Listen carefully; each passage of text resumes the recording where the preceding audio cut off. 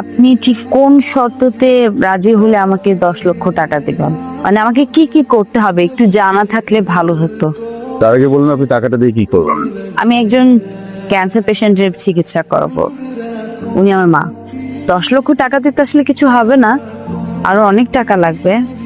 আপাতত 10 লক্ষ টাকা হলে কিছুদিনের জন্য হয়তো বা, ডক্টর বলেছে 20-25 লক্ষ টাকা লাগবে মিনিমাম। ভাইয়া বেসিক্যালি আপনাকে আমি 1 বছরের জন্য বিয়ে করতে চাই, এগ্রিমেন্ট ম্যারেজ। এখানে এগ্রিমেন্টের পুরো ডিটেলস দেওয়া আছে, যেখানে লেখা আছে আমি আপনাকে 1 বছরের জন্য বিয়ে করবো, ঠিক 1 বছর পরে আমি আপনাকে ডিভোর্স দিব। এই পুরো বিষয়টাই ফেক, বুঝিয়ে বলি। বেসিক্যালি আমার ফ্যামিলি একটু প্রেশার আছে, আমার বিয়ে করতে হবে, আমি বিয়েটা করতে চাই না। এই জন্য আমি নিজের মতো করে একটা বানানো বিয়ে করতে, যেন ফ্যামিলির প্রেশার থেকে বাঁচা যায়। আপনারও সুবিধা আছে, আমার পত্রিকাতে তো এমন দেওয়া ছিল 10 লক্ষ টাকা, কিন্তু আপনার মার ট্রিটমেন্টের জন্য 25 লাখ টাকা লাগুক, 12 বেশি লাগুক, পুরো বিষয়টা আমি দেখবো। ওটা নিয়ে আপনার টেনশন করতে হবে না। আপনি কি রাজি? পারিয়া আমি বুঝেই বলছি। দেখেন, এই সম্পর্কের মাঝে আসলে সিরিয়াস কোনো কিছু থাকবে না, পুরো বিষয়টাই ফেক। জাস্ট ডকুমেন্ট শো করার জন্য বিয়েটা আসলেই করতে হবে, কিন্তু এগ্রিমেন্ট আছে, তাই 1 বছর পর আপনি ফ্রি। আমি সরি, আমি আসলে পারবো না এই কাজটা করতে। ভুল জায়গায় চলে এসেছি। আমি মনে হয় বাঁচবো না রে মা, তোর দিন দিন অনেক কষ্ট হয়ে যাচ্ছে। আমার তুই আর ভাবিস না, আমি আর বাঁচবো না। কি বলতেছো মা, এগুলা উল্টা পাল্টা কথা বলা বন্ধ করো। প্রত্যেক দিন কি কথা? তোমাকে বাঁচতে হবে, তুমি অনেক দিন বাঁচবা, অনেক বছর বাঁচবা। আমাদের জন্য তোমাকে বেঁচে থাকতে হবে। তুমি না থাকলে আমাদেরকে কে দেখবে বলো মা? ডাক্তার বলেছে অপারেশন হলে সব ঠিক হয়ে যাবে, তুমি চিন্তা করো না। এত টাকা কোথায় পাবি তুই? হ্যাঁ, দিন রাত করে সংসার খাচ্ছিস। কি অনেক টাকা তো এখানে। টাকা মানে? তুই খুলে রাখি, খুলে রাখি। কার টাকা উঠে আনছি আমি? আপু বিশ্বাস করো, ওখানে কেউ ছিল না, আমি আশেপাশে কাউকে দেখিনি। ফাইজা, খুব খারাপ হয়েছে কাজটা। আপু শোন না, আমার মনে হয় টাকাটা আমাদের না হলে আমার পায়ে কেন লাগবে? অন্য কেউ তো পেতে পারতো, বল। কি বলতেছিস তুই উল্টা পাল্টা কথা? Menon, thank you. আমি জানি না তুমি আমাকে কি ভাবো, কিন্তু তোমার এই টাকাগুলো আমার মায়ের চিকিৎসাতে অনেক উপকারে আসবে। আমি থ্যাংক ইউ দিয়ে তোমাকে ছোটও করতে চাচ্ছি না। আবার কবে আসবো? তুমি যেদিন ডাকবে সেদিন এসে আমি নিজেকে বিলিয়ে দেব তোমার জন্য। আসসালামু আলাইকুম আঙ্কেল। ওয়ালাইকুম আসসালাম। আম্মা যান, 3 মাসে ভাড়া আটকেছেন, এই মাস গেলে 4 মাস এগো, ভাড়াটা দেন। আঙ্কেল আসলে দিয়ে দিব, চেষ্টা করতেছি যত তাড়াতাড়ি সম্ভব দেওয়া যাওয়ার জন্য। ঝামেলার মধ্যে আছে তো আঙ্কেল, দিয়ে দিব আঙ্কেল। দিচ্ছি করে তো দিচ্ছেন না, টাকাটা দেন, আমার একটু উপকার হইব। হ্যাঁ, আমি আপনার এগ্রিমেন্টে সাইন করতে রাজি আছি, আজকেই করব। আমি অলরেডি একজনকে হায়ার করে ফেলেছি। কি বলতেছেন স্যার?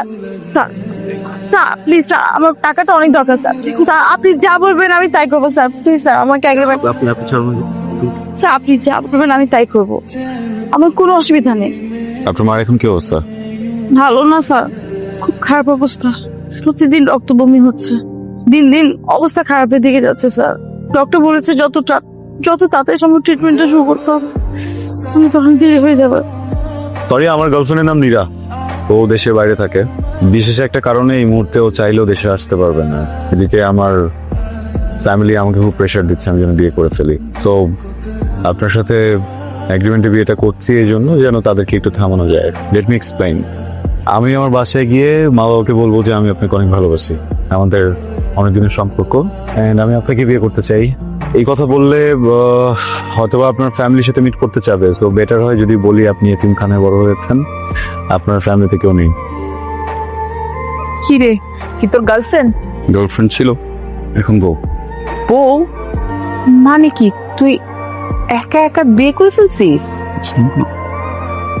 না না মা, রিয়ানের বাবা, এই দেখো তোমার ছেলে তোমার কথা রেখেছে। বাবা, কি নাম তোমার? আসসালামু আলাইকুম। আমার নাম ফারিয়া। বাসায় কে কে আছে? বাসায় কেউ নেই, ও এতিমখানায় বড় হয়েছে। এইটা আসল কারণ ছিল, আমি তোমাদের কারণ বলিনি, ভেবেছিলাম ও গ্রাজুয়েশন 1 বছর বাকি আছে, শেষ করুক, তারপর তোমাদেরকে জানিয়ে দেন বিয়ের দিকে। তাই নাকি? আমি শুনেছি এতিমখানায় যারা টেক কেয়ার করে তারা কি খুব ভালো হয়। জি আসলে ওনারা অনেক ভালোবেসেছেন আমাকে পণ্যের মতো। আর তুমি বসো না, আই বয়, আমি একটু মিষ্টির ব্যবস্থা করি। এক মিনিট, আমার একটা কন্ডিশন আছে। কন্ডিশন কি? দেখো, তোমাদের প্রেশারে আমি এখন বিয়েটা তো করে ফেলেছি, তো ফারিয়া এখন স্টুডেন্ট, ওর গ্র্যাজুয়েশন শেষ হতে আর 1 বছর লাগবে। তার আগ পর্যন্ত আমরা বিয়ের ব্যাপারটা কোথাও অ্যানাউন্স করব না।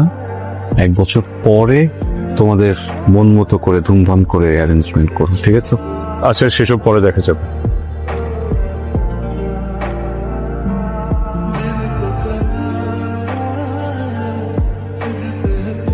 তোমরা কবে হানিমুনে যাবে ঠিক করেছো কিছু? রিহান তো বললো সিঙ্গাপুর নিয়ে যাবে তোমাকে। আচ্ছা, এত দেশ, সুন্দর সুন্দর দেশ থাকতে ওর সিঙ্গাপুর পছন্দ হলো কেন? মা, তোমার কি কোনো দেশ পছন্দ আছে? না না মা, ওরকম কিছু নাই। ও যেখানে যেতে চাইবে। তুমি তোমার বন্ধুকে বলে রেহানের 1 মাসের ছুটির ব্যবস্থা করে দাও। আর ওই 1 মাস কিভাবে থাকবে টিকিট, প্লেন ফেয়ারটার কি কি লাগবে সব গোছায় দিবা। আচ্ছা ঠিক আছে, সেটা না হয় করা যাবে, কিন্তু তোমার ছেলেকে বলো আমাকে ডেটটা জানাতে, তাহলে না আমি ব্যবস্থা করব। হ্যাঁ বল। কি হয়েছে মা? কোনো সমস্যা? আবার তো যেতে হবে। কোথায়? আমাকে এতিমখানা যেতে হবে। আমাকে যে মানুষ করছেন আমার মা, মানে ওখানকার উনি অসুস্থ অনেক।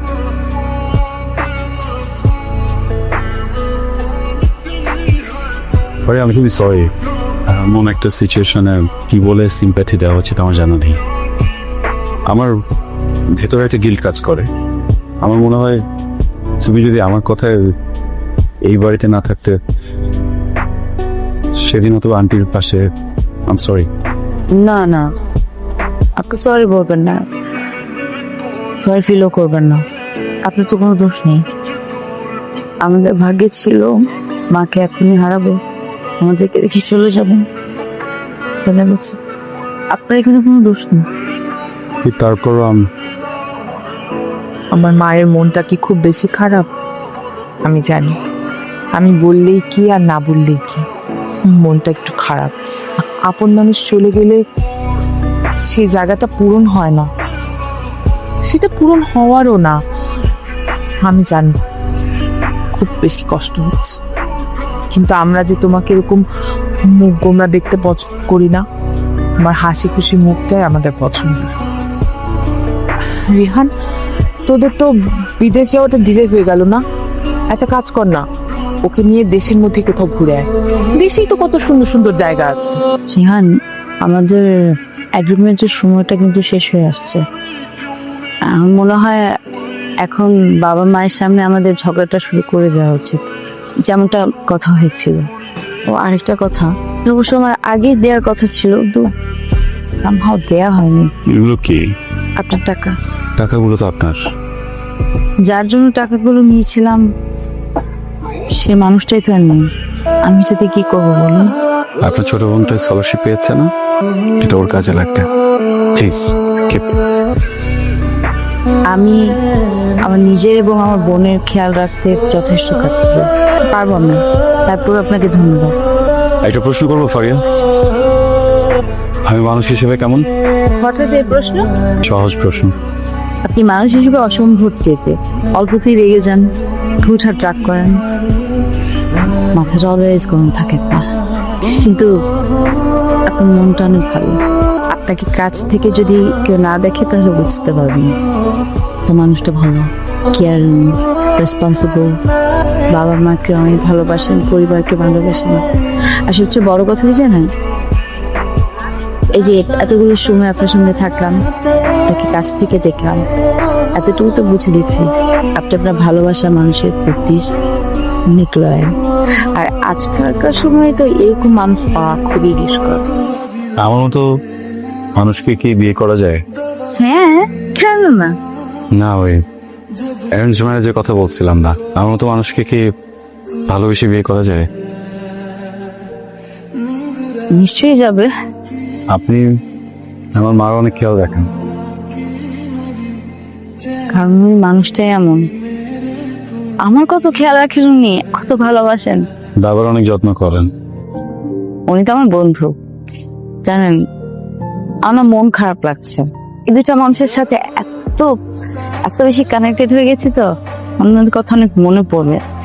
থেকেছেন ওনাদের সাথে। সেটা কি হয়? ফারিয়া, আপনি কি সারা জীবন আমার মার এভাবে খেয়াল রাখবেন? মানে সারা জীবন আমার বাবার যত্ন করবেন? কি বলতে চাচ্ছেন? আমাকে বিয়ে করবেন কোনো এগ্রিমেন্ট ছাড়া? না, সরি। বিয়ে করব, কিন্তু এগ্রিমেন্ট তো লাগবে। দেখুন, আমি জানি আপনি গত অনেকগুলো মাস বেশ কষ্টে আছেন। ওই মানুষটা আপনাকে অনেক কষ্ট দিয়েছে, আপনি এই কষ্টটা ডিজার্ভ করেন না। আর আমি বিয়ে করব, তার জন্য তো এগ্রিমেন্ট তো দরকার। প্রথম শর্ত থাকবে আপনার এই রাগ, জেদ, অনেক চেঁচামেচি, এটা করা যাবে না। দ্বিতীয় শর্ত থাকবে দুজন মানুষ একসাথে থাকলে অনেক ঝগড়াঝাটি হয়, অনেক কিছু হয়, মনোমালিন্য হয়। যত যাই হোক আলাদা হওয়া যাবে না, ঘর আলাদা করা যাবে না। মিউচুয়ালি দুজনকে বুঝতে হবে, সলিউশন করতে হবে। তৃতীয় শর্ত হলো দুজনের মাঝখানে কোন তৃতীয় ব্যক্তি আসতে পারবে না, সেটা যেই হোক। আর যদি কেউ আসে তাহলে আমাকে চলে যেতে হবে। আরেকটা কথা জেনে রাখুন, আমাকে যদি আপনাদের বাড়ি থেকে চলে যেতে হয়,